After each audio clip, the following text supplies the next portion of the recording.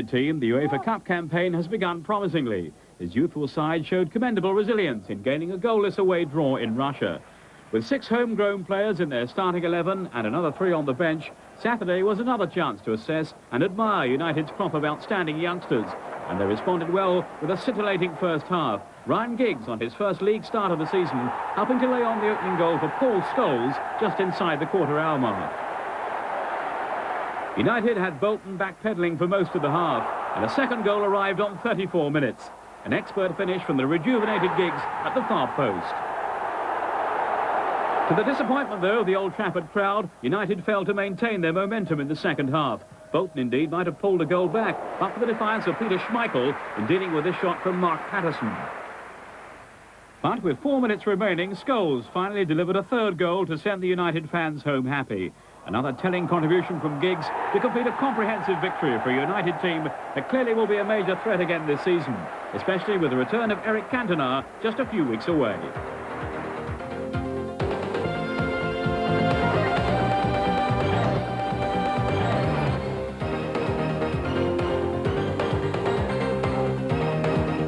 Back in February, Wimbledon were thrashed 7-1 at Villa Park.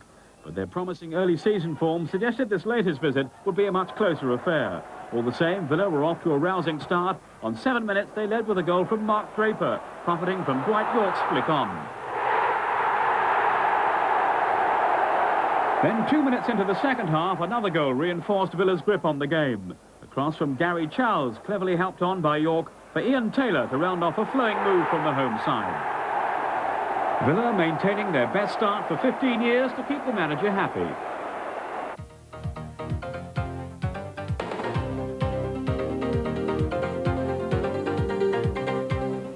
Tony Yeboah was Leeds' hero in Europe in midweek. His hat-trick inspiring the team to an emphatic 3-0 away success over the French side Monaco.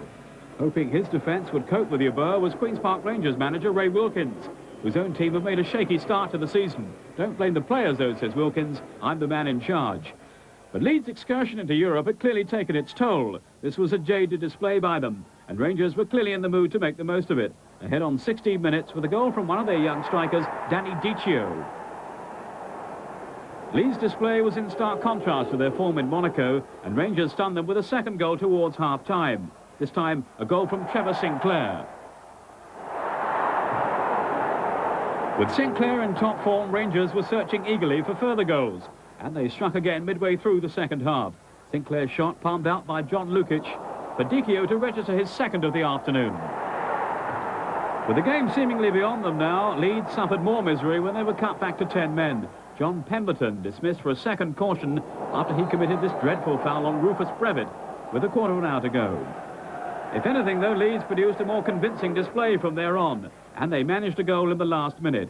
Jurgen Sommer making his Rangers debut, beaten by a David Weatherall header from David White's cross. Too late, though, to deny Rangers a 3-1 win.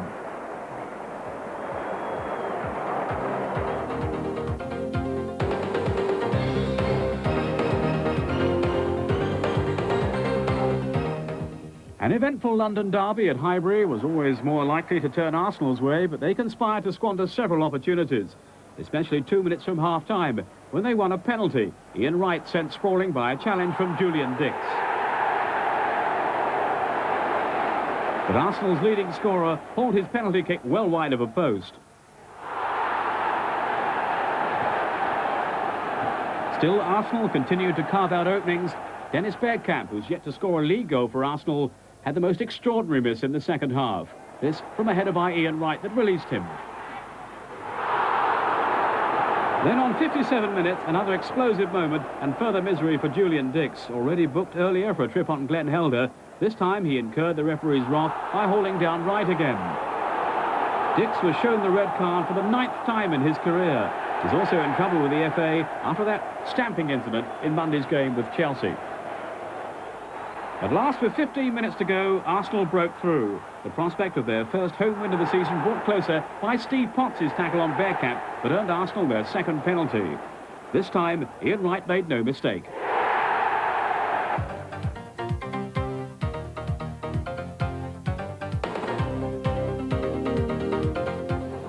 Coventry have started the season well and took the lead against Middlesbrough just after the restart. The Brazilian Isaias became the first visiting player to score in Borough's new £16 million Riverside Stadium. His chance accepted from a cross by Marcus Hall. But Borough at last responded. Neil Cox had a header that rebounded off the crossbar. And they were level 10 minutes later. Defender Steve Vickers at the far post to turn in a cross from Nick Barnby. Then, with 12 minutes remaining, Barnby's persistence led to a Borough winner. Norwegian international Jan Fjortov scored it with a shot that gave John Finan little chance in the Coventry goal. Barnby scored Borough's first goal of the season. He's made all the others. Middlesbrough winners by 2-1.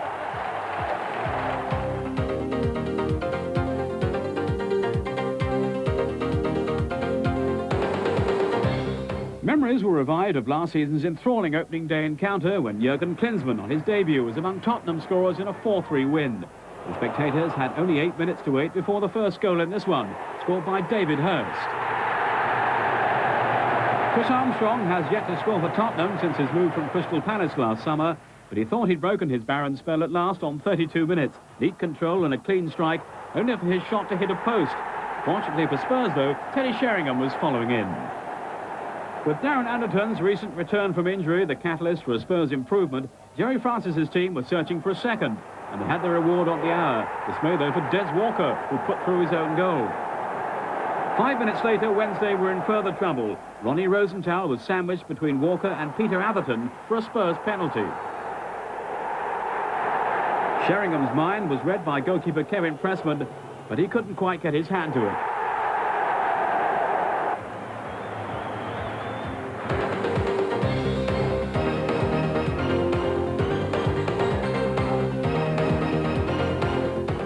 John Spencer was a blooded hero for Chelsea against West Ham on Monday. Despite having stitches in a head wound, he scored twice to help secure his team's first win of the season. And Chelsea is celebrating victory on their 90th anniversary. First on 75, defender Frank Sinclair from a Dennis Wise cross.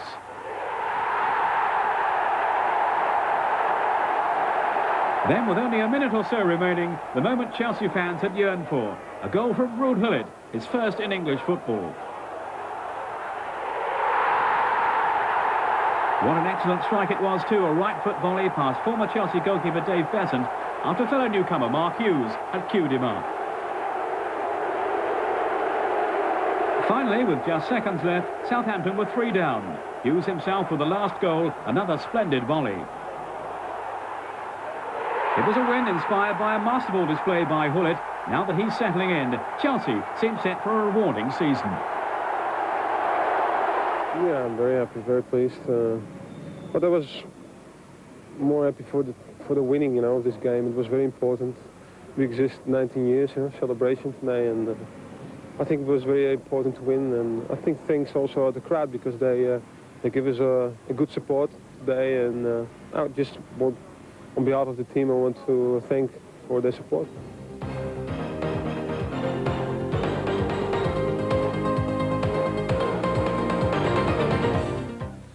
A landmark at the City Ground for Everton goalkeeper Neville Southall.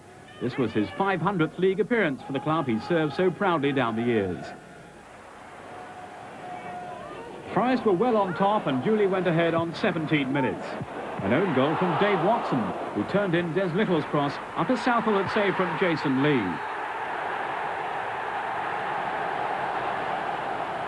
Misfortune for the former England defender Watson, who was clearly revealed as the culprit by the replay.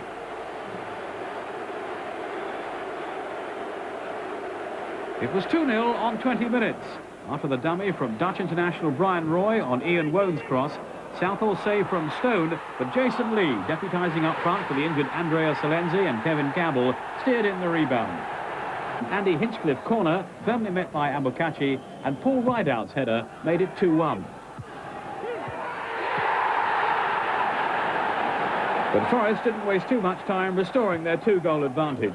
Ian Wone, their scorer of a priceless away goal in Malmo on Wednesday, delivered their third beyond the diving figure of Southall just 3 minutes later. Everton couldn't save the game, but had the last word. More good work from Grant, setting up Rideout second with 8 minutes to go.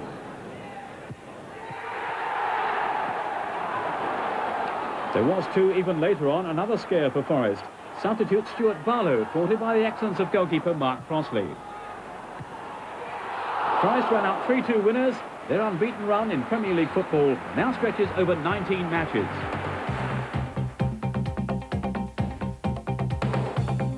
Sifting through the weekend results then, Arsenal and Forest are the only unbeaten teams in the Premier.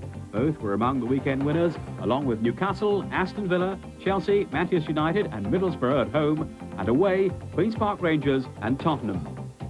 At the bottom of the Premier, Manchester City and West Ham are both still without a win. City is still a point behind the Londoners, with Bolton and, remarkably, the champions Blackburn only 2 points better off.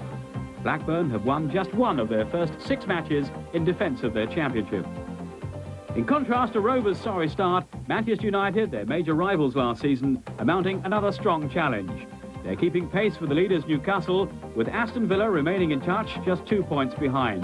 Then come Liverpool and Arsenal, both on 12 after their weekend victories. 4 weeks into the season, it seems then that Blackburn are facing an arduous fight to retain their title. At Anfield, they were certainly no match for a Liverpool team that spelt out their own growing championship credentials in the most exhilarating fashion.